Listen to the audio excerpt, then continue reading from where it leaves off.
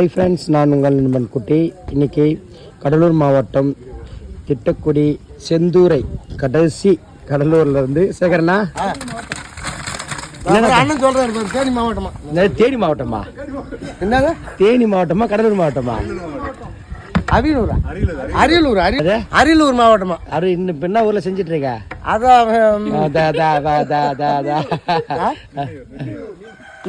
நென்னியூர். சரிண்ணா. செந்துரை வட்டமா? காலையில எங்கண்ணா செஞ்ச? காலையில வந்து என்ன பாளையம்? நயினார் பாளையம். அது நம்ம மாவட்டம்னா?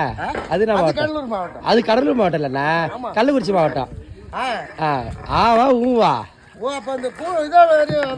கடலூர் மாவட்டம். ஆமாண்ணா, நீ போய் கடைசியா செஞ்ச ஒரு ஃபாரஸ்ட் இருக்குமா, அது வரைக்கும் தான் கடலூர் மாவட்டம். ஃபாரஸ்ட் வந்துருச்சுன்னா கள்ளக்குறிச்சி மாவட்டம். சரியாண்ணா? பிரியாணி சரியாண்ணா? உனக்கு யாரும் அந்த வேலையை கொடுத்தாங்க? வீடியோ பார்த்துட்டு கொடுத்தாங்க.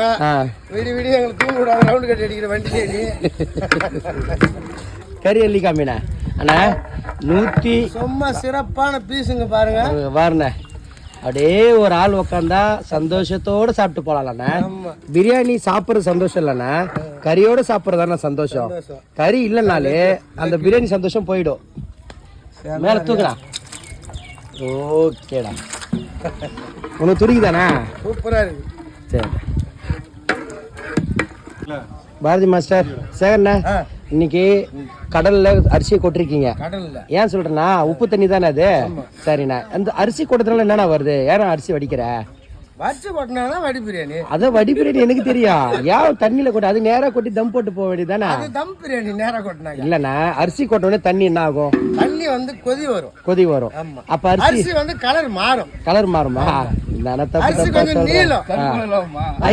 அவரு சொல்லுவாரு.